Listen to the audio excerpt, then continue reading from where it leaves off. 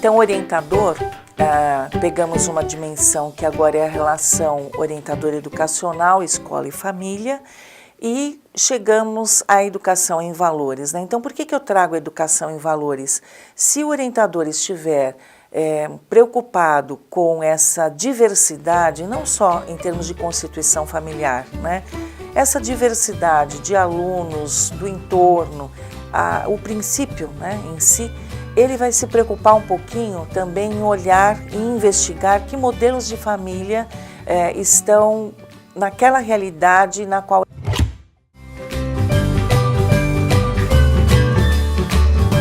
Então eu pergunto assim, ao que se atribui tanta mudança na estrutura familiar, né? Será que eu, como orientadora, tenho um olhar sem juízo de valor para isso? Percebo na minha realidade se existem esses dados, essa diversidade na estrutura familiar? Diante da diversidade, como é que eu, que tive uma formação diferente desse tempo no qual eu estou vivendo agora, vou lidar com essa diversidade familiar? E qual é o meu papel? O que eu faço com esses dados? É sempre a minha pergunta. Eu tenho um diagnóstico, o que eu vou fazer com esses dados? Então eu voltei à literatura e eu vou dizer para vocês que o papel do orientador educacional não é fácil, né? Porque nós temos que muito mais procurar uma fundamentação teórica para dar respaldo, e é uma literatura muito nova sobre o orientador gestor, né? Então, eu busquei um pouco na história a ideia de família e como é que ela vem vindo ao longo do tempo e por que houve essa modificação. Então, o contexto histórico vai nos mostrando como é que a família vai se adequando às demandas, né? Então, olhar a ideia de família nos papéis e nas funções que a constituem, né?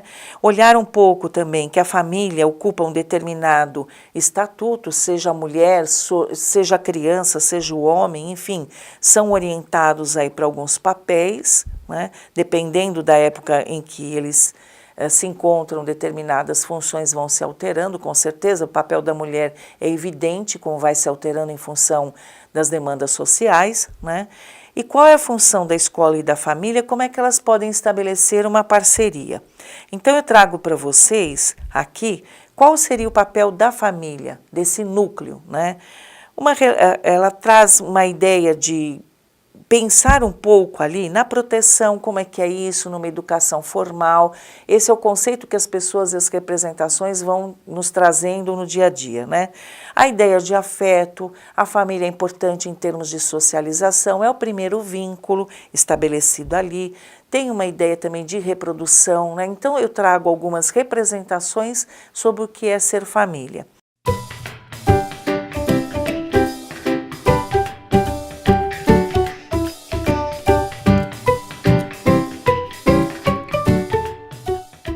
Nas funções ali, escola e família, o que a gente tem? Eu tenho relações culturais, sociais, né? Eu tenho o tempo que vai trazendo para mim a ideia de que a família está se reestruturando. Tem as relações com a natureza e eu tenho um espaço. Então, veja, eu não posso tirar a família e olhar como um fenômeno à parte da realidade. Eu preciso olhar no contexto em que ela está inserida e perceber o que ela traz ali no seu cerne, né? E por que nós olhamos de uma forma diferente essa diversidade e trazemos até juízos de valor. Então eu coloquei um pouquinho como que se dá essa relação família e escola. Enquanto a família, e aí eu estou dizendo de um paradigma, né? A gente pode pensar no nosso agora, nessa quebra de paradigma atual, enquanto a família traz uma educação formal, né? Que seria esperada do bom dia, do boa tarde, do obrigada, licença, enfim, os bons modos, né? A família então fica responsável por direitos e deveres pessoais. A escola vem trazendo o quê? As disciplinas, a aprendizagem, o conteúdo e também a ideia de regras, limites, coletividade, direitos e deveres sociais e fala muito dessa cidadania. né? Então esse é o esperado, essa é uma grande representação social de parceria família-escola. Enquanto uma traz o afeto, a socialização, a outra estabelece regras. E aí que chega para a escola como o papel que ela deve exercer da família e o dela também.